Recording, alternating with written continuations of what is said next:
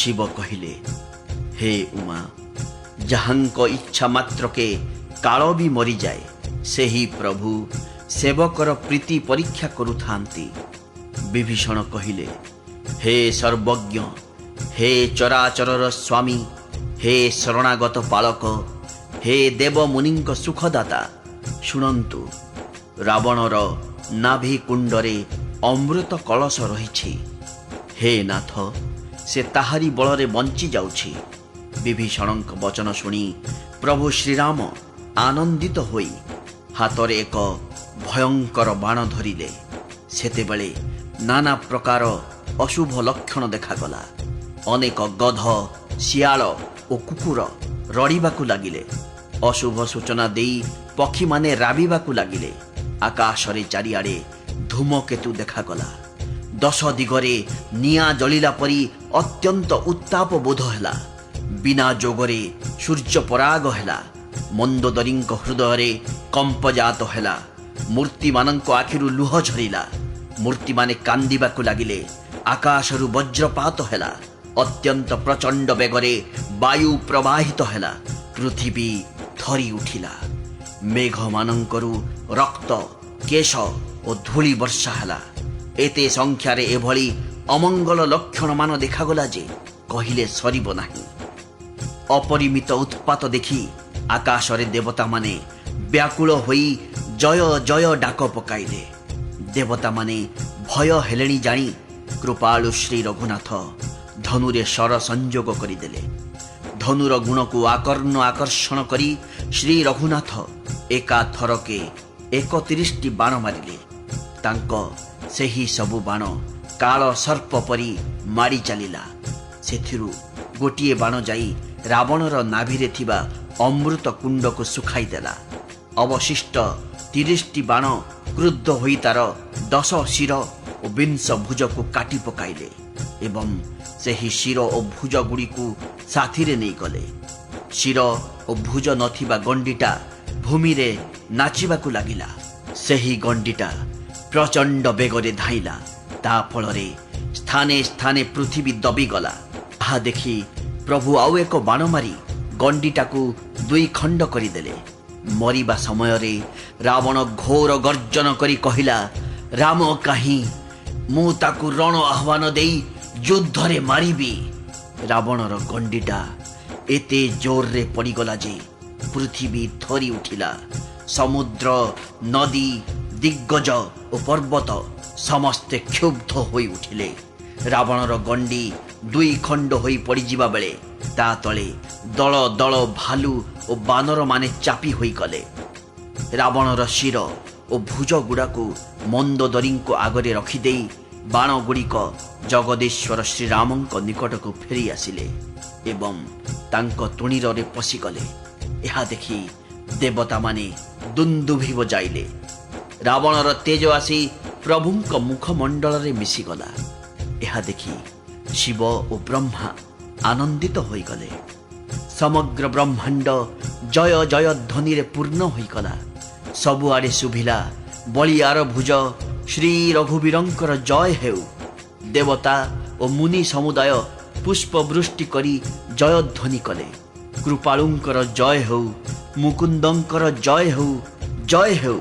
हे कृपाकंद, हे मोक्षदाता मुकुंद, हे द्वंद्वहर, हे शरणागत सुखदायक प्रभु, हे दुष्ट दल विदारक, हे परम कारण, हे सदा करुणा कर, सर्वव्यापक प्रभु आपणकर जय हो। देवगण आनंदित होई पुष्प वृष्टि कले एवं घन घन दुंदुभि नाद कले।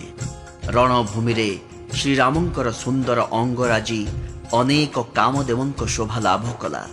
शिरे जटा मुकुट, तार मझिरे मझिरे सुमनोहर पुष्पर शोभा मने होथाए सते कण नील पर्वत उपरे बिजुली सहित नक्षत्र माने सुशोभित हेउछंती।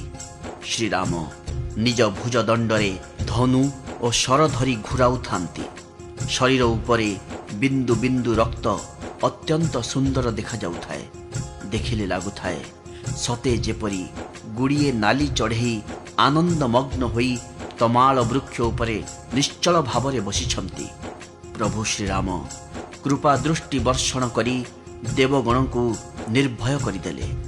ସମସ୍ତ ବାନର ଓ ଭଲ୍ଲୁକ ମିଶି ଆନନ୍ଦିତ ହୋଇ ସୁଖର ନିଧାନ ମୁକୁନ୍ଦଙ୍କର ଜୟ ହେଉ ବୋଲି ଧ୍ୱନି ଦେବାକୁ ଲାଗିଲେ। ପତିଙ୍କ କଟା ମୁଣ୍ଡ ଦେଖିଦେଇ ମନ୍ଦୋଦରୀ ବ୍ୟାକୁଳ ହୋଇ ଉଠିଲେ ଏବଂ ମୂର୍ଚ୍ଛିତା ହୋଇ ତଳେ ପଡ଼ିଗଲେ। ରାବଣର ଅନ୍ୟ ସ୍ତ୍ରୀମାନେ କାନ୍ଦ ବୋବାଳି ଛାଡ଼ି ଧାଇଁ ଆସିଲେ ଏବଂ ମନ୍ଦୋଦରୀଙ୍କୁ ଉଠାଇ ରାବଣ ପାଖକୁ ନେଇଗଲେ। ସ୍ୱାମୀଙ୍କ ଦଶା ଦେଖି ସେମାନେ ଚିତ୍କାର କରି କାନ୍ଦିବାକୁ ଲାଗିଲେ। ସେମାନଙ୍କ ମୁଣ୍ଡର ବାଳ ମୁକୁଳା ହୋଇଗଲା, ଦେହ ଜ୍ଞାନ ରହିଲା ନାହିଁ। ମନ୍ଦୋଦରୀ ନାନା ଭାବରେ ବକ୍ଷ ପିଟି ହୋଇ ରୋଦନ କଲେ ଏବଂ ରାବଣର ପ୍ରତାପ ବାହୁନି ହେଲେ। କାନ୍ଦି କାନ୍ଦି ସେ କହୁଥାନ୍ତି, ହେ ନାଥ, ତୁମ ବଳ ଦେଖି ସାରା ପୃଥିବୀ କମ୍ପୁଥିଲା। ତୁମ ଆଗରେ ଅଗ୍ନି, ଚନ୍ଦ୍ର ଓ ସୂର୍ଯ୍ୟ ମଧ୍ୟ ନିସ୍ତେଜ ଦିଶୁଥିଲେ। ଯାହାଙ୍କର ଭାରକୁ ଶେଷ ଓ କୁର୍ମ ମଧ୍ୟ ସମ୍ଭାଳି ପାରୁନଥିଲେ, ହାୟ, ସେ ଆଜି ଏପରି ଧୂଳି ଧୂସର ହୋଇ ଭୂଇଁରେ ଲୋଟି ପଡ଼ିଛନ୍ତି।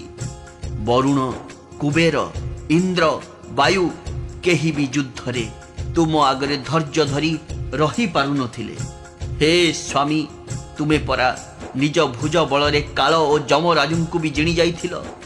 ହାୟ, ଆଜି ଏପରି ଅନାଥଙ୍କ ପରି ପଡ଼ି ରହିଛ। ତୁମ ପ୍ରଭୁତ୍ୱ ତ ଜଗତ୍ ପ୍ରସିଦ୍ଧ। ତୁମ ପୁଅମାନଙ୍କର, ତୁମ କୁଟୁମ୍ବ ଲୋକଙ୍କର ବଳକୁ ତ ବର୍ଣ୍ଣି ହେଉନଥିଲା। ଶ୍ରୀରାମଙ୍କ ପ୍ରତି ବିମୁଖ ହେବାରୁ ଆଜି ଏପରି ଦଶା ହୋଇଗଲା ଯେ ତୁମ କୂଳରେ ଲୁହ ଧାରେ ବୁହାଇବାକୁ ବି କେହି ଜଣେ ରହିଲେ ନାହିଁ। ହେ ନାଥ, ବିଧାତାର ସକଳ ଦୃଷ୍ଟି ତୁମରି ବଶରେ ଥିଲା। ଲୋକପାଳମାନେ ସର୍ବଦା ଭୟଭୀତ ହୋଇ ତୁମ ପାଖରେ ନତମସ୍ତକ ହେଉଥିଲେ। କିନ୍ତୁ ହାୟ, ଆଜି ତୁମ ଶିର ଓ ଭୁଜକୁ ଶିଆଳମାନେ ଖାଉଛନ୍ତି।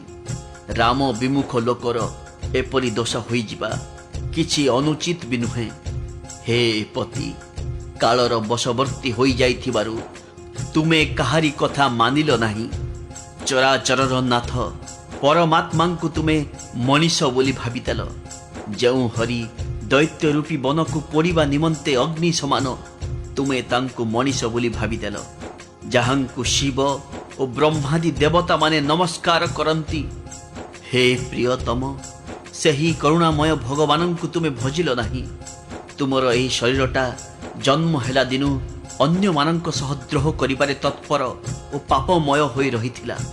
ଏହା ସତ୍ତ୍ୱେ ଯେଉଁ ନିର୍ବିକାର ବ୍ରହ୍ମ ଶ୍ରୀରାମ ତୁମକୁ ନିଜ ଧାମରେ ସ୍ଥାନ ଦେଲେ, ମୁଁ ତାଙ୍କୁ ନମସ୍କାର କରୁଛି। ଆହା ନାଥ, ଶ୍ରୀ ରଘୁନାଥଙ୍କ ସମାନ କୃପାର ସାଗର ଅନ୍ୟ କେହି ନାହିଁ। ସେହି ଭଗବାନ ତୁମକୁ ଯେଉଁ ଗତି ଦେଲେ, ତାହା ଯୋଗୀ ଜନଙ୍କ ନିମନ୍ତେ ବି ଦୁର୍ଲଭ। ମନ୍ଦୋଦରୀଙ୍କ ବଚନ ଶୁଣି ସୁର, ମୁନି ଓ ସିଦ୍ଧଗଣ ସମସ୍ତେ ଆନନ୍ଦିତ ହେଲେ। ବ୍ରହ୍ମା, ମହାଦେବ, ନାରଦ ଓ ସନକାଦି ତଥା ଅନ୍ୟ ଯେଉଁ ପରମାର୍ଥବାଦୀ ମୁନିବରମାନେ ଥିଲେ, ସେ ସମସ୍ତେ ଶ୍ରୀ ରଘୁନାଥଙ୍କୁ ନୟନ ଭରି ଦେଖି ପ୍ରେମମଗ୍ନ ହୋଇଗଲେ। ସମସ୍ତେ ଅତ୍ୟନ୍ତ ଆନନ୍ଦିତ ହେଲେ। ନିଜ ଘରର ସ୍ତ୍ରୀମାନଙ୍କ ରୋଦନ ଦେଖି ବିଭୀଷଣଙ୍କ ମନରେ ବଡ଼ ଦୁଃଖ ହେଲା। ତେଣୁ ସେ ସେମାନଙ୍କ ନିକଟକୁ ଗଲେ। ଭାଇର ଦଶା ଦେଖି ସେ ଦୁଃଖ କଲେ। ତହୁଁ ଶ୍ରୀରାମ ସାନ ଭାଇ ଲକ୍ଷ୍ମଣଙ୍କୁ ଆଜ୍ଞା ଦେଲେ, ତୁମେ ଯାଇ ବିଭୀଷଣଙ୍କୁ ଧୈର୍ଯ୍ୟ ଦିଅ। ଲକ୍ଷ୍ମଣ ଯାଇ ତାଙ୍କୁ ବହୁତ ବୁଝାଇବାରୁ ବିଭୀଷଣ ପ୍ରଭୁଙ୍କ ନିକଟକୁ ଫେରି ଆସିଲେ। ପ୍ରଭୁ ତାଙ୍କ କୃପା ଦୃଷ୍ଟିରେ ଚାହିଁ କହିଲେ, ସକଳ ଶୋକ ତ୍ୟାଗ କରି ବଡ଼ ଭାଇଙ୍କର ଅନ୍ତ୍ୟେଷ୍ଟି କ୍ରିୟା ସମ୍ପନ୍ନ କର। ପ୍ରଭୁଙ୍କ ଆଜ୍ଞା ମାନି ଦେଶ, କାଳ, ପରମ୍ପରା ଅନୁଯାୟୀ ବିଭୀଷଣ ବିଧିପୂର୍ବକ ସମସ୍ତ କ୍ରିୟା ସମ୍ପନ୍ନ କଲେ। ମନ୍ଦୋଦରୀ ଆଦି ସବୁ ସ୍ତ୍ରୀ ରାବଣକୁ ତିଳାଞ୍ଜଳି ଦେଲେ ଏବଂ ମନେ ମନେ ଶ୍ରୀ ରଘୁନାଥଙ୍କର ଗୁଣଗାନ କରି ନବରକୁ ଫେରିଗଲେ। ସବୁ କ୍ରିୟାକର୍ମ ଶେଷ କରି ବିଭୀଷଣ ଆସି ପ୍ରଭୁଙ୍କୁ ପୁନର୍ବାର ପ୍ରଣାମ କଲେ।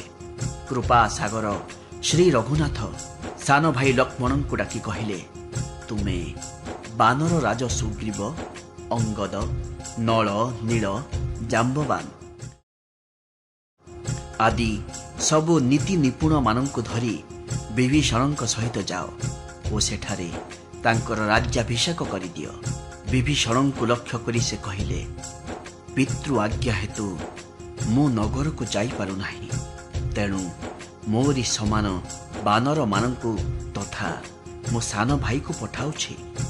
ପ୍ରଭୁଙ୍କ ବଚନ ଶୁଣି ବାନରମାନେ ତୁରନ୍ତ ଯାଇ ରାଜ୍ୟାଭିଷେକର ସକଳ ବ୍ୟବସ୍ଥା କରିଦେଲେ।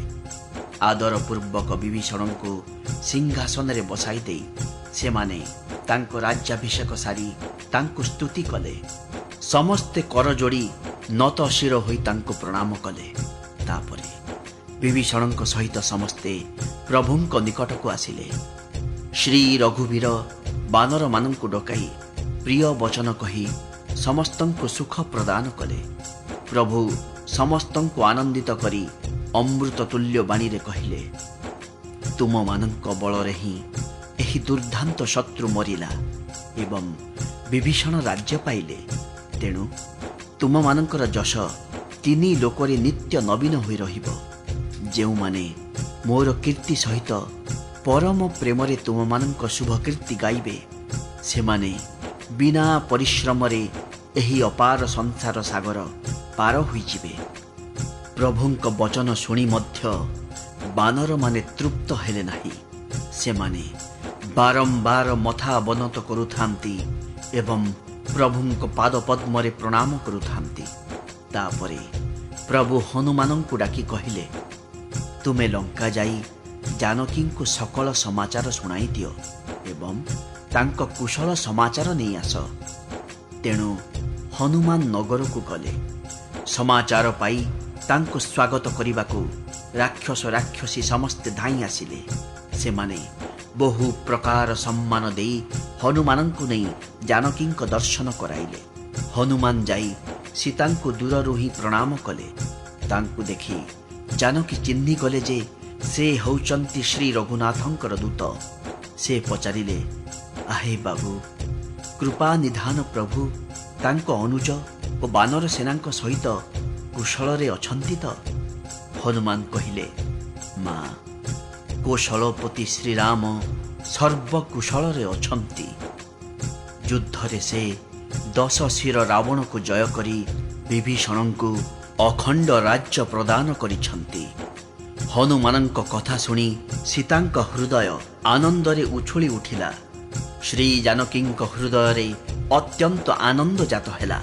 ତାଙ୍କ ଶରୀର ପୁଲକିତ ହୋଇଗଲା ଏବଂ ନୟନରେ ଆନନ୍ଦାଶ୍ରୁ ଭରିଗଲା। ସେ ବାରମ୍ବାର କହିବାକୁ ଲାଗିଲେ, ହେ ହନୁମାନ, ମୁଁ ତୁମକୁ କ'ଣ ଦେବି? ତୁମେ ଏ ଯେଉଁ ସମାଚାର ଶୁଣାଇଲ, ତ୍ରିଭୁବନରେ ଏହି ବାଡ଼ି ସମାନ ଆଉ କିଛି ନାହିଁ। ହନୁମାନ କହିଲେ, ମା, ଯୁଦ୍ଧରେ ପ୍ରବଳ ଶତ୍ରୁ ସେନାକୁ ଜୟ କରି ମଧ୍ୟ ଶ୍ରୀରାମ ଅନୁଜଙ୍କ ସହିତ ନିର୍ବିକାର ହୋଇ ରହିଥିବା ଦେଖି ମୁଁ ଆଜି ନିଃସନ୍ଦେହରେ ସମଗ୍ର ଜଗତର ରାଜ୍ୟାଧିକାର ପାଇଯାଇଛି। ଜାନକୀ କହିଲେ, ଆହେ ବତ୍ସ, ତୁମ ହୃଦୟରେ ସକଳ ସଦ୍ଗୁଣ ନିବାସ କରୁ। ହେ ହନୁମାନ, ଲକ୍ଷ୍ମଣଙ୍କ ସମେତ କୌଶଳପତି ପ୍ରଭୁ ଶ୍ରୀରାମ ସଦା ତୁମ ପ୍ରତି ପ୍ରସନ୍ନ ରହନ୍ତୁ। ହେ ବତ୍ସ, ଏଥର ତୁମେ ସେହି ଉପାୟ କର ଯଦ୍ୱାରା କି ମୁଁ ଏହି ନେତ୍ରରେ ପ୍ରଭୁଙ୍କ କୋମଳ ଶ୍ୟାମ ଶରୀର ଦର୍ଶନ କରିପାରିବି। ତାପରେ ହନୁମାନ ଶ୍ରୀରାମଙ୍କ ନିକଟକୁ ଯାଇ ଜାନକୀଙ୍କର କୁଶଳ ସମାଚାର ଶୁଣାଇ ଦେଲେ। ସକଳ ସମାଚାର ଶୁଣି ସୂର୍ଯ୍ୟକୁଳ ଭୂଷଣ ଶ୍ରୀରାମ ଯୁବରାଜ ଅଙ୍ଗଦ ଓ ବିଭୀଷଣଙ୍କୁ ଡକାଇ ପଠାଇଲେ। ସେ ଦୁହେଁ ଆସିବାରୁ ପ୍ରଭୁ କହିଲେ, ପବନପୁତ୍ର, ହନୁମାନଙ୍କ ସହିତ ଯାଇ ଜାନକୀଙ୍କୁ ଏଠାକୁ ସାଦରେ ନେଇ ଆସ। ସେମାନେ ତୁରନ୍ତ ସୀତାଙ୍କ ନିକଟକୁ ଚାଲିଗଲେ। ଦେଖିଲେ ସମସ୍ତ ରାକ୍ଷସୀ ବିନୀତ ଭାବରେ ସୀତାଙ୍କ ସେବା କରୁଛନ୍ତି। ବିଭୀଷଣ ଆଉ ବିଳମ୍ବ ନ କରି ସେମାନଙ୍କୁ ସବୁ କଥା ବୁଝାଇ ଦେଲେ। ସେମାନେ ଯାଇ ସୀତାଙ୍କୁ ନାନା ବିଧିରେ ସ୍ନାନ କରାଇଦେଲେ। ତାଙ୍କୁ ବିବିଧ ଅଳଙ୍କାର ପିନ୍ଧାଇ ଦେଇ ତାଙ୍କ ପାଇଁ ଗୋଟିଏ ସୁନ୍ଦର ପାଲିଙ୍କି ସଜାଇ ଦେଇ ନେଇ ଆସିଲେ। ସୀତା ପ୍ରସନ୍ନ ହୋଇ ସୁଖ ନିଧାନ ପ୍ରିୟତମ ଶ୍ରୀରାମଙ୍କୁ ସ୍ମରଣ କରି ଆନନ୍ଦିତ ମନରେ ସେହି ପାଲିଙ୍କିରେ ବସିଲେ। ରକ୍ଷକ ମାନେ ହାତରେ ବେତ ଧରି ପାଲିଙ୍କି ପାଖେ ପାଖେ ଚାଲିଲେ। ସମସ୍ତଙ୍କ ମନରେ ପରମ ଉଲ୍ଲାସ ଭରି ଯାଇଥାଏ। ତାଙ୍କୁ ଦର୍ଶନ କରିବା ନିମନ୍ତେ ଭାଲୁ ଓ ବାନରମାନେ ଆସିବାରୁ ରକ୍ଷକମାନେ କ୍ରୋଧଭର ହୋଇ ସେମାନଙ୍କୁ ଅଟକାଇବାକୁ ଲାଗିଲେ। ଶ୍ରୀ ରଘୁବୀର ମୃଦୁ ମୃଦୁ ହସି କହିଲେ, ସଖା ବିଭୀଷଣ, ମୋ କଥା ମାନ। ସୀତାଙ୍କୁ ପାଦରେ ଚଲାଇ ଚଲାଇ ଆଣ। ତାହେଲେ ବାନରମାନେ ମାଙ୍କୁ ଦେଖିଲା ପରି ତାଙ୍କୁ ଦେଖିପାରିବେ। ପ୍ରଭୁଙ୍କ ବଚନ ଶୁଣି ଭାଲୁ ଓ ବାନରମାନେ ଆନନ୍ଦିତ ହେଲେ। ଆକାଶରୁ ଦେବତାମାନେ ବହୁ ପୁଷ୍ପବୃଷ୍ଟି କଲେ। ସୀତାଙ୍କ ପ୍ରକୃତ ସ୍ୱରୂପ ପ୍ରଥମରୁ ଅଗ୍ନିରେ ସଂରକ୍ଷିତ ଥିଲା। ଅନ୍ତର୍ଯ୍ୟାମୀ ଭଗବାନ ବର୍ତ୍ତମାନ ତାକୁ ପ୍ରକଟ କରିବାକୁ ଚାହିଁଲେ। ତେଣୁ କରୁଣା ନିଧାନ ଶ୍ରୀରାମ ଲୀଳା ଛଳରେ ସାମାନ୍ୟ କଠୋର ବଚନ କହିଦେଲେ। ତାହା ଶୁଣି ରାକ୍ଷସୀମାନେ ଦୁଃଖ ଅନୁଭବ କଲେ। ପ୍ରଭୁଙ୍କ ବଚନକୁ ଶିରୋଧାର୍ଯ୍ୟ କରି ମନ ବଚନ ଓ କର୍ମରେ ପରମ ପବିତ୍ର ସୀତା କହିଲେ, ହେ ଲକ୍ଷ୍ମଣ, ତୁମେ ମୋ ଧର୍ମାଚରଣରେ ସହାୟକ ହୁଅ ଏବଂ ଶୀଘ୍ର ଅଗ୍ନି ପ୍ରଜ୍ୱଳିତ କର। ସୀତାଙ୍କ ମୁଖରୁ ବିରହ, ବିବେକ, ଧର୍ମ ଓ ନୀତିସିକ୍ତ ବଚନ ଶୁଣି ଲକ୍ଷ୍ମଣଙ୍କ ନୟନରେ ବିଷାଦର ଅଶ୍ରୁ ଭରିଗଲା। ସେ ଦୁଇ କର ଯୋଡ଼ି ଠିଆ ହୋଇ ରହିଲେ। ପ୍ରଭୁଙ୍କୁ କିଛି କହିପାରିଲେ ନାହିଁ। କିନ୍ତୁ ପ୍ରଭୁଙ୍କ ଅଭିପ୍ରାୟ ବୁଝିପାରି ଲକ୍ଷ୍ମଣ ଅବିଳମ୍ବେ ଅଗ୍ନି ପ୍ରସ୍ତୁତ କରିଦେଲେ ଓ କାଠ ଆଣି ସେଥିରେ ପକାଇଲେ। ଅଗ୍ନି ହୁ ହୁ ହୋଇ ଜଳିବାର ଦେଖି ଜାନକୀ ମନେ ମନେ ହର୍ଷିତା ହେଲେ। ତାଙ୍କୁ ଟିକିଏ ବି ଭୟ ଲାଗିଲା ନାହିଁ। ସୀତା ଲୀଳା ଦୃଷ୍ଟିରୁ କହିଲେ, ମୁଁ ଯଦି ମନ ବଚନ କର୍ମରେ ମୋ ହୃଦୟରେ ଶ୍ରୀ ରଘୁବୀରଙ୍କ ବ୍ୟତୀତ ଅନ୍ୟ ଗତି ଧରିନଥିବି, ତେବେ ସମସ୍ତଙ୍କ ମନର ଗତି ଜାଣୁଥିବା ଅଗ୍ନିଦେବ ମୋ ମନର ଗତି ଜାଣି ମୋ ପାଇଁ ଚନ୍ଦନ ପରି ଶୀତଳ ହୋଇଯାଆନ୍ତୁ। ପ୍ରଭୁ ଶ୍ରୀରାମଙ୍କୁ ସ୍ମରଣ କରି ଏବଂ ଯାହାଙ୍କ ଚରଣ ଯୁଗଳ ମହାଦେବଙ୍କ ଦ୍ୱାରା ବନ୍ଦିତ ତଥା ଯାହାଙ୍କଠାରେ ସୀତାଙ୍କ ଅତ୍ୟନ୍ତ ବିଶୁଦ୍ଧ ପ୍ରୀତି ଥିଲା, ସେହି କୌଶଳପତିଙ୍କ ଜୟ ଜୟକାର କରି ଜାନକୀ ଚନ୍ଦନ ତୁଲ୍ୟ ଶୀତଳ ହୋଇଥିବା ସେହି ଅଗ୍ନିରେ ପ୍ରବେଶ କଲେ। ତାଙ୍କ ପ୍ରତିବିମ୍ବ ଓ ଲୌକିକ କଳଙ୍କ ପ୍ରଚଣ୍ଡ ଅଗ୍ନିରେ ଜଳିଗଲା।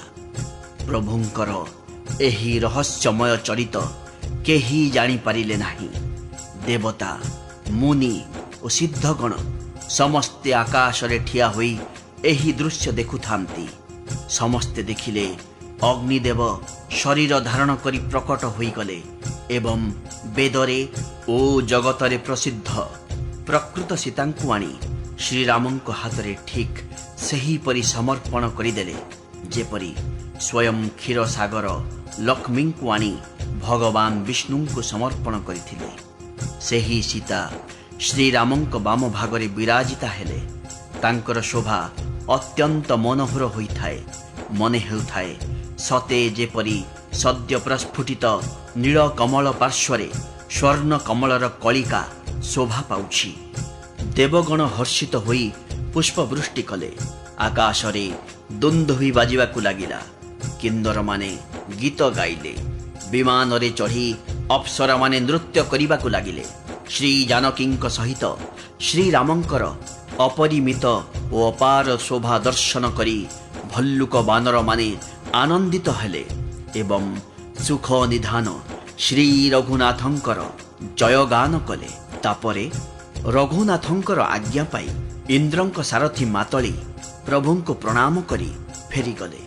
ଏଥର ଚିରସ୍ୱାର୍ଥୀ ଦେବତାମାନେ ଆସିଲେ। ସେମାନେ ପରମାର୍ଥୀଙ୍କ ପରି କଥା କହୁଥାନ୍ତି। ସେମାନେ କହିଲେ, ହେ ଦୀନବନ୍ଧୁ, ହେ ଦୟାଳୁ ରଘୁରାଜ, ହେ ପରମଦେବ, ଆପଣ ଦେବତାଙ୍କୁ ଅତ୍ୟନ୍ତ ଦୟା କଲେ। ସାରା ବିଶ୍ୱର ଦ୍ରୋହରେ ତତ୍ପର ଏହି ଦୁଷ୍ଟ, କାମୁକ ଓ କୁମାର୍ଗଗାମୀ ରାବଣ ନିଜ ପାପରୁ ହିଁ ନଷ୍ଟ ହୋଇଗଲା।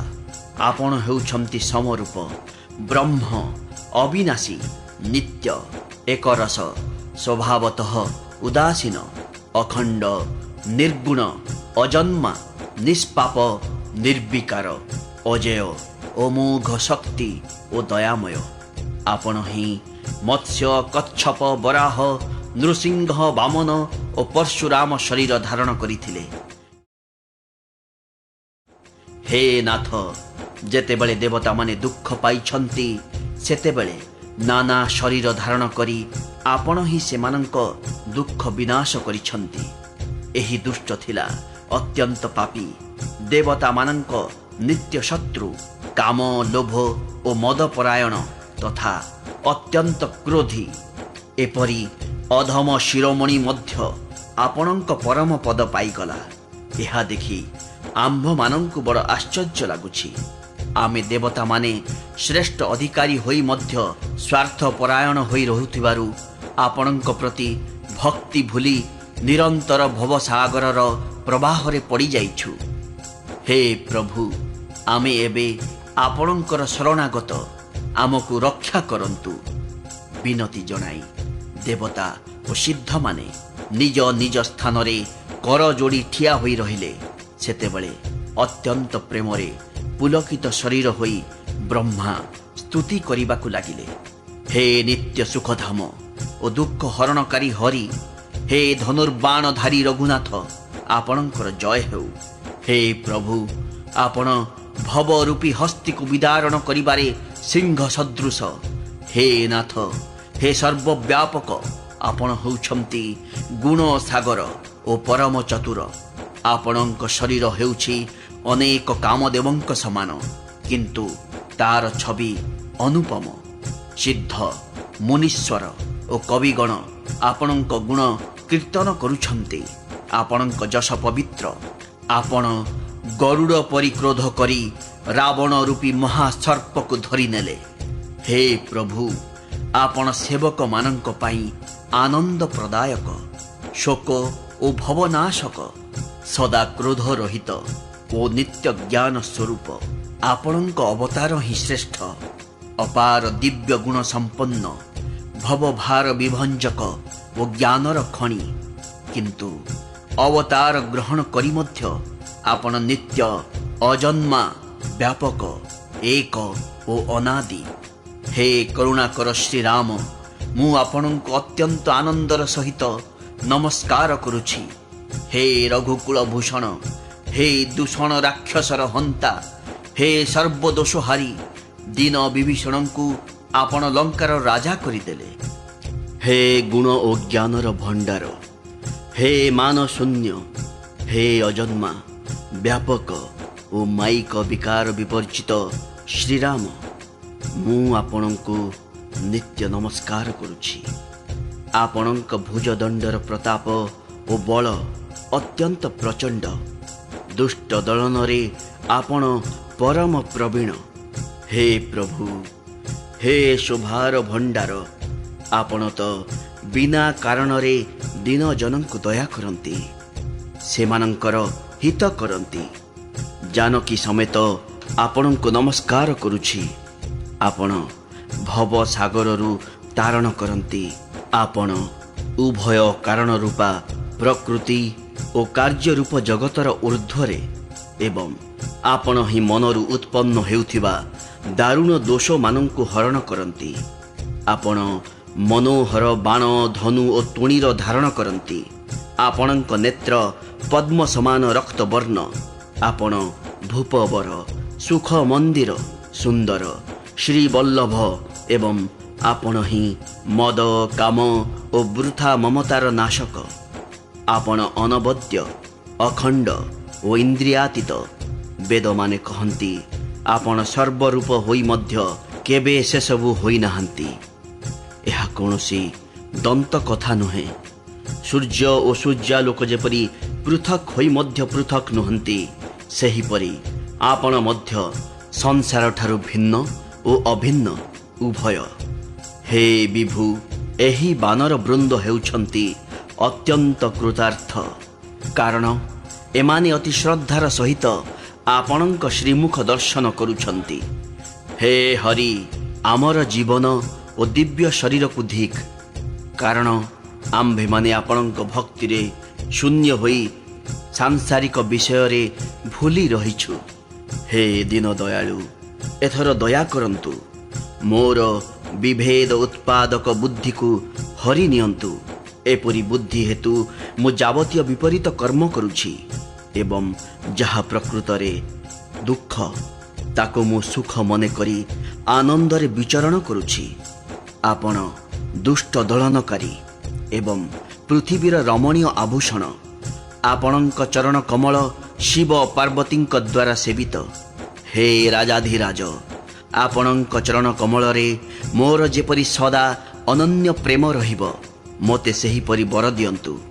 ब्रह्मा अत्यंत प्रेम पुलकित शरीर रे प्रभुंकु एही परि विनती जणाइले। शोभार सागर श्रीरामंकु जेते दर्शन कले भी तांक नयन तृप्त हेउ न थाए। सेतिकी बेले दशरथ देवलोकरु सेठाकु आसीगले। पुत्र श्रीरामंकु देखि तांक नेत्र जुगल अश्रु छल छल होईगला। प्रभु श्रीराम ओ अनुज लक्ष्मण तांकु वंदना कले एवं पिता से दुहिंकु आशीर्वाद देले। श्रीराम कहिले, पिता आपणक पुण्य प्रभावरु ही आमे एही अजय राक्षस राजकु जीति पारिलु। पुत्रर वचन शुणी दशरथंक हृदय रे प्रीति उछुली आसिला। तांक नयन अश्रुरे भरीगला एवं शरीर रोमांचित होई उठिला। श्रीराम पितांक पूर्व प्रीति को स्मरण करी पितांक आड़कु चाहिले एवं तांक भितरे निज प्रकृत भगवत स्वरूपर दृढ़ ज्ञान उपजाई देले।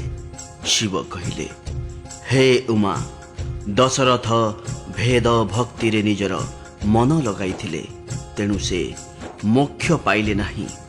जेउ माने एही माया रहित सच्चिदानंदमय स्वरूपभूत दिव्य सगुण स्वरूपर उपासना करती, सेही भक्त माने एपरी मोक्ष सुद्धा नियंती नाही। सेमानंकु श्रीराम निजर भक्ति प्रदान करती। प्रभुंकु बारंबार प्रणाम करी दशरथ हर्षित चित्तरे देवलोककु गमन कले।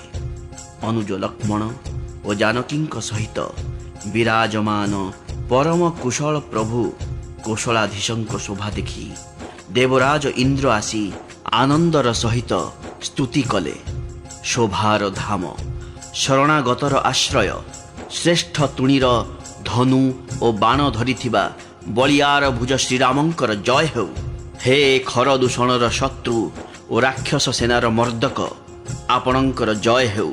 हे नाथ, आपण एही दुष्ट को मारी देबारु सकल देवता सनाथ होई गले। हे भूभार हरणकारी, हे अपार उदार महिम आपणंकर जय हेउ।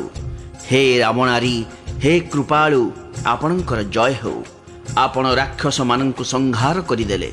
लंकापति रावण अत्यंत गर्वी थिला।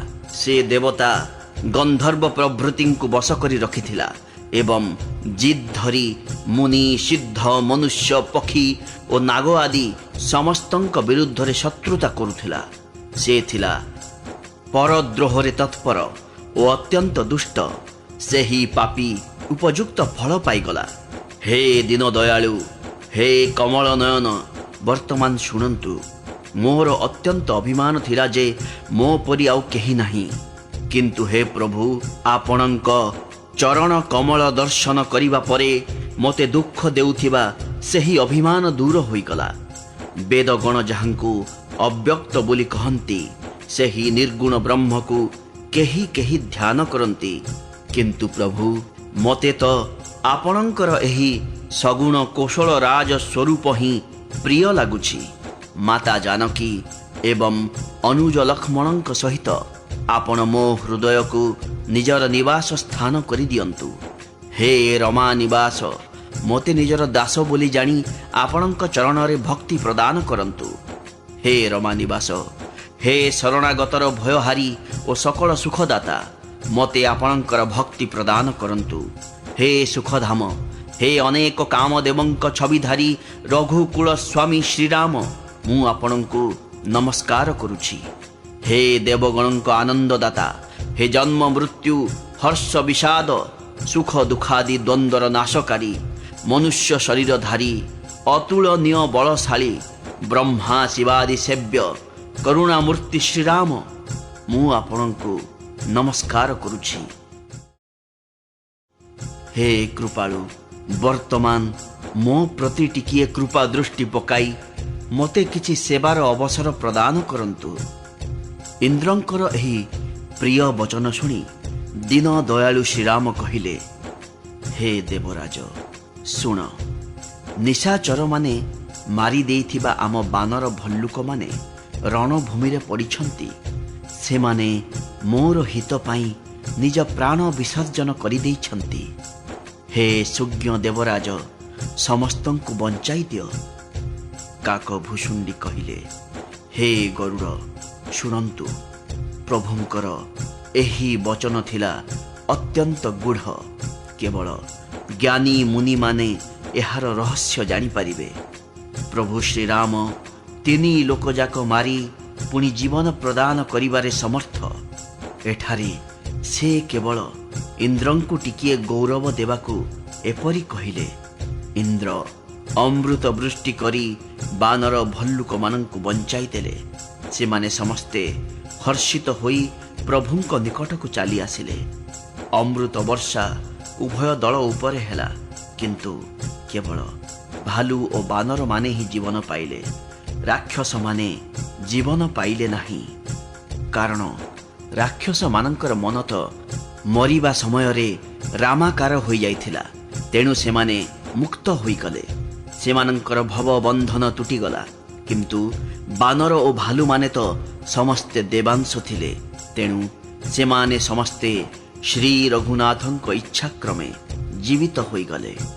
ଯେଉଁ ରାମ ସମସ୍ତ ରାକ୍ଷସଙ୍କୁ ମୁକ୍ତ କରିଦେଲେ, ଯାହାଙ୍କ କୃପାରୁ ଦୁଷ୍ଟ ପାପରାଶି ଓ କାମୁକ ରାବଣ ମଧ୍ୟ ମୁନିମାନେ ପାଇପାରୁନଥିବା ଶ୍ରେଷ୍ଠ ଗତି ପାଇଗଲା, ସେପରି ପ୍ରଭୁ ଶ୍ରୀରାମଙ୍କ ପରି ଦୀନବନ୍ଧୁ ଆଉ କିଏ ଅଛି?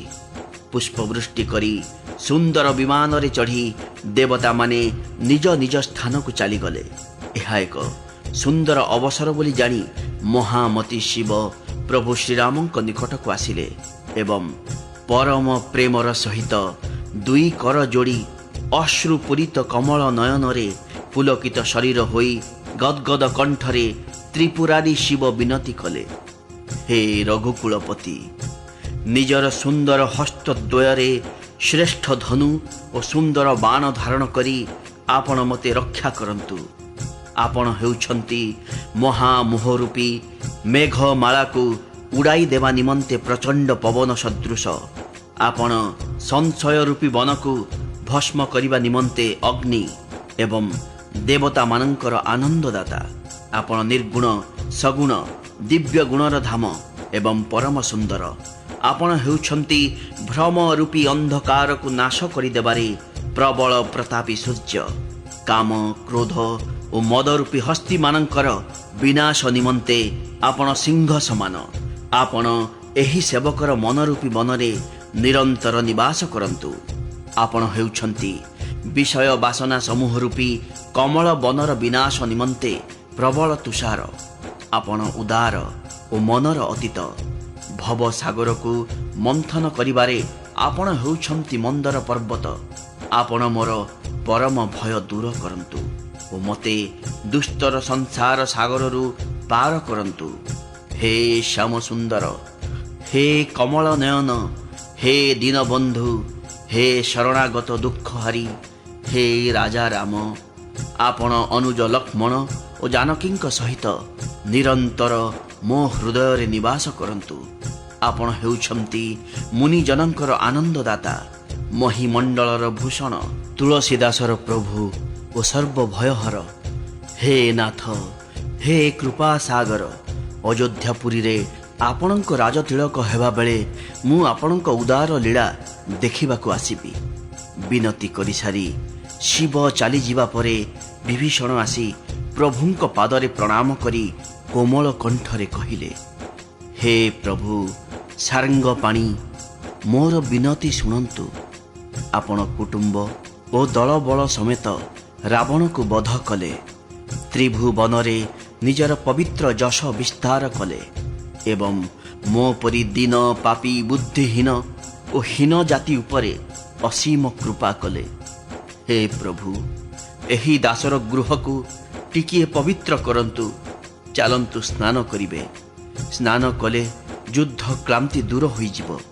हे कृपाळु राजकोष नबर और संपत्ति निरीक्षण करी प्रसन्न चित्तरे से सबुकु बानर मानंकु वितरण करी सेमानंकु सम्मानित करंतु। हे प्रभु मते सबु प्रकारे आपणार करि नियंतु एवं मते संगरे नहीं अयोध्यापुरी चलंतु। विभीषणक कोमल वचन शुणी दीन दयालु प्रभुंकर दुई विशाल नयनरु प्रेमाश्रु झरी आसिला। श्रीराम प्रेमाप्लुत होई कहिले, हे भाई शुण, तुम राजकोष और गृह संपद सबुजे मोर, सेथिरे संदेह नहीं। किंतु भरतंक कथा मने पड़ी गले मोर गोटिए गोटिए क्षण कल्प परि बितुछि। से तपस्वी बेशरे दुर्बल शरीर रे निरंतर मोर नाम जप करुछि। ए सखा मु तुमको नेहुरा होई कहूछि, मु जेपरी शीघ्र जाई तांको देखि परिबी सेही उपाय कर। मु जदि 14 वर्षर अवधि बीती जिबा परे जीवी तेबे तो मु मो भाई को आउ जीवित अवस्था देखा पाइबी नहीं। अनुज भरतंकर प्रीति कथा स्मरण करी प्रभुंक शरीर बारंबार पुलकित होई उठिला। श्रीराम पुणी कहले, हे विभीषण तुमे गोटिए कल्प राजत्व करिब। मनरे निरंतर मते स्मरण करुथा। शेषरे सबु साधु सन्थ जेउ धाम को जाती तुमे मध्य सेही धाम को जीव। श्रीरामंक वचन शुणिबा क्षणी विभीषण अति आनंदरे कृपा निधान प्रभुंक चरण धरी प्रणाम कले। सबु भल्लुक और बानर आनंदित होई गले एवं प्रभुंक चरण धरी तांकर निर्मल जश गाइबाकु लागिले। तापरे विभीषण नगर को गले एवं पुष्पक विमान रे विभिन्न मणि अलंकार और वस्त्र परिपूर्ण करी आनी प्रभुंक सम्मुखरे रखिदेले। ताहा देखि कृपा सागर श्रीराम हस हस होई कहिले, सखा विभीषण विमान रे बसी आकाश को चली जाओ एवं सेही सबु वस्त्र और मणिमाणिक्यादि अलंकार एठारे वृष्टि कर। प्रभुंको आज्ञा शुणी विभीषण आकाश मार्ग को उठी गले एवं सेठारु सबु मणिमाणिक्य वस्त्र वृष्टि कले। से सबु तले पड़िबारु जेउ बानर को जहा भल लागिला से ताहा उठाई नेला। मणि गुड़ी को बानर माने पाटिरे पुराई देउथांती, जेतेबेले जानुथांती जे ताहा खाद्य पदार्थ नुहे ताहाको थू थू करी पाटिरु काढ़ी पकाउथांती। एही लीला देखी जानकी लक्ष्मण और परम विनोद प्रिय कृपाधाम श्रीराम हसुथांती। मुनिजन माने जहांको ध्यान रे शुद्धा पांति नहीं, वेद माने जहांको नेति नेति कही वर्णना करंती, सेही कृपा सागर श्रीराम बानर मानक सहित नाना प्रकार विनोद करुथांती। शिव कहिले, हे उमा अनन्य प्रेम विनिमय रे प्रभु श्रीराम तांक भक्तंक प्रति जेपरि कृपा करंती, नाना जोग जप दान तप यज्ञ व्रत और नियम आदि पालन कले सुद्धा से सेपरि कृपा करंती नहीं। भालू और बानर माने वस्त्रालंकार पाइले एवं ताहा सबु पिंधि श्री रघुनाथंक पाखक आसिले। बानर मानंकु एपरि विविध वेशरे देखि कौशलपति श्रीराम बारंबार हसिले। श्री रघुनाथ समस्तंकु कृपा दृष्टि रे देखि समस्तंकु दया कले एवं मधुर भावरे कहिले, भाई माने तुमरी बलरे ही मु रावण को मारिली एवं विभीषणंकर राज्याभिषेक कराइली। वर्तमान तुमे सब निज निज घर को जाओ, मते स्मरण करुथिब, काहाकु भय करिब नाही। ए कथा सुनी बानर माने प्रेम रे विह्वल होई गले एवं कर जोड़ी भक्तिपूर्वक कहिले, प्रभु आपण जहा किछि कहिबे ताहा आपणंकु शोभा पाइब, किंतु आपणंक ठारु एभली कथा सुनी आमे मोहरे पड़ी जाउछु। हे रघुनाथ आपण त्रिभुवनर ईश्वर, आमे बानर गुड़ाक ଅନାଥ ବୋଲି ଜାଣି ଆପଣ ଆମକୁ ସନାଥ କରିଦେଇଛନ୍ତି। ପ୍ରଭୁଙ୍କ କଥା ଶୁଣି ଆମେ ଲାଜରେ ମରିଯାଉଛୁ। ମଶା କ'ଣ କେବେ ଗରୁଡ଼ଙ୍କ ଉପକାର କରିପାରେ? ଶ୍ରୀରାମଙ୍କ ମୁଖ ଦେଖି ଭଲ୍ଲୁକ ବାନରମାନେ ପ୍ରେମମଗ୍ନ ହୋଇଗଲେ। ଘରକୁ ଫେରିଯିବାକୁ ସେମାନଙ୍କ ଇଚ୍ଛା ହେଲା ନାହିଁ। କିନ୍ତୁ ପ୍ରଭୁଙ୍କ ଆଜ୍ଞା ଫଳରେ ସବୁ ବାନର ଭଲ୍ଲୁକ ହୃଦୟରେ ଶ୍ରୀରାମଙ୍କ ରୂପ ଧାରଣ କରି ଏବଂ ନାନା ପ୍ରକାରେ ବିନୀତ ପ୍ରାର୍ଥନା କରି ହର୍ଷ ଓ ବିଷାଦ ମିଶ୍ରିତ ମନରେ ଘରକୁ ଫେରିଲେ। ବାନର ରାଜ ସୁଗ୍ରୀବ, ଭଲ୍ଲୁକ ରାଜ ଜାମ୍ବବାନ, ଅଙ୍ଗଦ, ନଳ, ନୀଳ ଓ ହନୁମାନ ତଥା ବିଭୀଷଣଙ୍କ ସମେତ ଅନ୍ୟ ଯେଉଁ ବାନର ସେନାପତିମାନେ ଥିଲେ ସେମାନେ କିଛି କହିପାରିଲେ ନାହିଁ। ପ୍ରେମାଧିକ୍ୟ ହେତୁ ଅଶ୍ରୁଳ ଓ ନିର୍ନିମେଷ ନୟନରେ ସେମାନେ ଶ୍ରୀରାମଙ୍କୁ କେବଳ ଚାହିଁ ରହିଲେ। ସେମାନଙ୍କର ଅତିଶୟ ପ୍ରେମ ଦେଖି ଶ୍ରୀ ରଘୁନାଥ ସେ ସମସ୍ତଙ୍କୁ ବିମାନରେ ବସାଇଲେ। ତାପରେ ମନେ ମନେ ବିପ୍ରମାନଙ୍କ ଚରଣରେ ପ୍ରଣାମ କରି ଉତ୍ତର ଦିଗକୁ ବିମାନ ଚଳାଇଲେ। ବିମାନ ଚାଲିବା ସମୟରେ କୋଳାହଳ ଶୁଭିଲା। ସମସ୍ତେ ଶ୍ରୀ ରଘୁବୀରଙ୍କ ଜୟ ଜୟକାର କଲେ। ବିମାନରେ ଗୋଟିଏ ଅତ୍ୟନ୍ତ ମନୋହର ଉଚ୍ଚ ସିଂହାସନ ପଡ଼ିଥାଏ। ତା ଉପରେ ସୀତାଙ୍କ ସହିତ ଶ୍ରୀରାମ ବିରାଜମାନ ହୋଇଗଲେ। ପତ୍ନୀଙ୍କ ସହିତ ଶ୍ରୀରାମ ଏପରି ଶୋଭା ପାଇଲେ ଯେ ମନେ ହେଲା ସତେ ଯେପରି ସୁମେରୁ ଶିଖରରେ ବିଜୁଳି ସହିତ ଶ୍ୟାମ ମେଘ ଶୋଭା ପାଉଛି। ବିମାନ ବଡ଼ ବେଗରେ ଚାଲିଥାଏ। ଦେବତାମାନେ ଆନନ୍ଦରେ ପୁଷ୍ପବୃଷ୍ଟି କରୁଥାନ୍ତି। ଅତ୍ୟନ୍ତ ସୁଖଦାୟକ ତ୍ରିବିଧ ବାୟୁ ପ୍ରବାହିତ ହେଲା। ସମୁଦ୍ର, ସରୋବର ଓ ନଦୀମାନଙ୍କର ଜଳ ନିର୍ମଳ ହୋଇଗଲା। ଚତୁର୍ଦିଗରେ ଶୁଭ ଲକ୍ଷଣମାନ ଦେଖାଦେଲା। ସମସ୍ତଙ୍କର ମନ ପ୍ରସନ୍ନ ହୋଇଗଲା। ଆକାଶ ଓ ଦିଗ ଦିଗନ୍ତ ଅତି ନିର୍ମଳ ହୋଇଗଲା। ଶ୍ରୀରାମ କହିଲେ, ସୀତେ, ରଣଭୂମି ଦେଖ। ଲକ୍ଷ୍ମଣ ଏଇଠାରେ ଇନ୍ଦ୍ରଜିତକୁ ବଧ କରିଥିଲେ। ଦେଖ, ହନୁମାନ ଓ ଅଙ୍ଗଦଙ୍କ ଦ୍ୱାରା ନିହତ ହୋଇ ଏହି ଅତିକାୟ ନିଶାଚରମାନେ ରଣଭୂମିରେ ପଡ଼ିଛନ୍ତି। ଦେବତା ଓ ମୁନିମାନଙ୍କୁ ଦୁଃଖ ଦେଉଥିବା କୁମ୍ଭକର୍ଣ୍ଣ ଓ ରାବଣ ଦୁଇ ଭାଇ ଏଠାରେ ନିହତ ହେଲେ। ମୁଁ ଏହିଠାରେ ସେତୁ ବନ୍ଧ ବନ୍ଧାଇଲି ଏବଂ ସୁଖ ନିଧାନ ଭଗବାନ ଶିବଙ୍କୁ ସ୍ଥାପନ କଲି। ସେଠାରେ କୃପା ନିଧାନ ଶ୍ରୀରାମ ଓ ସୀତା ଶ୍ରୀରାମେଶ୍ୱର ମହାଦେବଙ୍କୁ ପ୍ରଣାମ କଲେ। ବନରେ ଯେଉଁ ଯେଉଁ ସ୍ଥାନରେ କରୁଣା ସାଗର ଶ୍ରୀରାମ ବିଶ୍ରାମ ଓ ନିବାସ କରିଥିଲେ, ଜାନକୀଙ୍କୁ ପ୍ରଭୁ ସେହି ସବୁ ସ୍ଥାନ ଦେଖାଇଲେ ଏବଂ ସେସବୁର ନାମ କହିଦେଲେ। ବିମାନ ଯାଇ ଅତି ଶୀଘ୍ର ପରମ ସୁନ୍ଦର ଦଣ୍ଡକ ବନରେ ପହଞ୍ଚିଗଲା। ଅଗସ୍ତ୍ୟ ଆଦି ମୁନିମାନେ ସେହି ବନରେ ରହୁଥିଲେ। ଶ୍ରୀରାମ ସମସ୍ତଙ୍କ ଆଶ୍ରମକୁ ଗଲେ। ସବୁ ଋଷିଙ୍କଠାରୁ ଆଶୀର୍ବାଦ ନେଇ ଜଗଦୀଶ୍ୱର ଶ୍ରୀରାମ ଚିତ୍ରକୂଟ ଗଲେ। ସେଠାରେ ସେ ମୁନିମାନଙ୍କୁ ସନ୍ତୁଷ୍ଟ କଲେ। ବିମାନ ସେଠାରୁ ତୀବ୍ର ଗତିରେ ଆଗକୁ ଚାଲିଲା। ପଥରେ ଶ୍ରୀରାମ ଜାନକୀଙ୍କୁ କଳି କଳୁଷ ହାରିଣୀ ସୁଶୋଭିନୀ ଯମୁନା ନଦୀ ଦେଖାଇଲେ। ତାପରେ ସେ ଗଙ୍ଗା ନଦୀ ଦେଖାଇଲେ। ଶ୍ରୀରାମ କହିଲେ, ସୀତେ, ଏହାଙ୍କୁ ପ୍ରଣାମ କର। ଏଠାରେ ତୀର୍ଥରାଜ ପ୍ରୟାଗଙ୍କୁ ଦର୍ଶନ କର। ଏହାଙ୍କୁ ଦର୍ଶନ କଲେ କୋଟି ଜନ୍ମର ପାପ କ୍ଷୟ ହୋଇଥାଏ। ପୁଣି ପରମ ପବିତ୍ର ତ୍ରିବେଣୀକୁ ଦର୍ଶନ କର। ଏହି ତ୍ରିବେଣୀ ହେଉଛି ସର୍ବଶୋକ ହାରିଣୀ ଏବଂ ଶ୍ରୀହରିଙ୍କ ପରମ ଧାମରେ ପହଞ୍ଚିବା ନିମନ୍ତେ ସୋପାନ ସଦୃଶ। ଏଥର ଅତ୍ୟନ୍ତ ପବିତ୍ର ଅଯୋଧ୍ୟା ପୁରୀକୁ ଦର୍ଶନ କର। ଏହି ପୁରୀ ତ୍ରିବିଧ ତାପ ଓ ଭବ ରୋଗ ନିବାରଣ କରେ। ଏହା କହି କୃପାଳୁ ଶ୍ରୀରାମ ଓ ସୀତା ଅଯୋଧ୍ୟା ପୁରୀକୁ ପ୍ରଣାମ କଲେ। ସଜଳ ନୟନ ଓ ପୁଲକିତ ଶରୀର ହୋଇ ଶ୍ରୀରାମ ବାରମ୍ବାର ହର୍ଷିତ ହେଲେ। ତାପରେ ତ୍ରିବେଣୀକୁ ଆସି ପ୍ରଭୁ ଆନନ୍ଦରେ ବାନରମାନଙ୍କ ସହିତ ସ୍ନାନ କଲେ ଏବଂ ବ୍ରାହ୍ମଣମାନଙ୍କୁ ଅନେକ ପ୍ରକାର ଦାନ ଦେଲେ। ପ୍ରଭୁ ହନୁମାନଙ୍କୁ ବୁଝାଇ କହିଲେ, ତୁମେ ବ୍ରହ୍ମଚାରୀ ବେଶ ଧରି ଅଯୋଧ୍ୟା ପୁରୀକୁ ଯାଅ।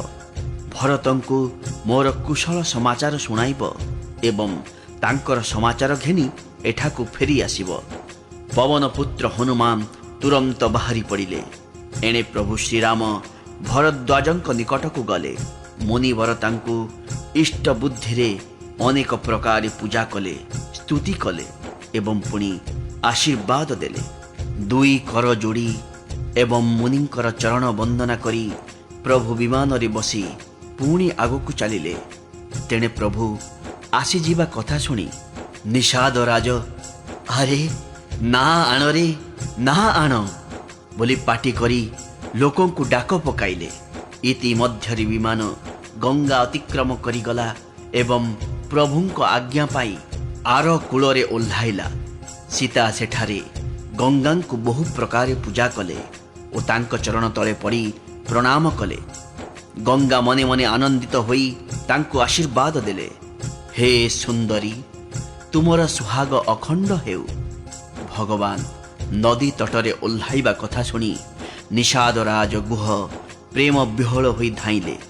परम आनंदरे निमग्न होई से प्रभुंक समीपकु चली आसिले एवं जानकींक सहित प्रभुंकु दर्शन करी से आनंद समाधि रे मग्न होई भूइरे लोटी पड़िले।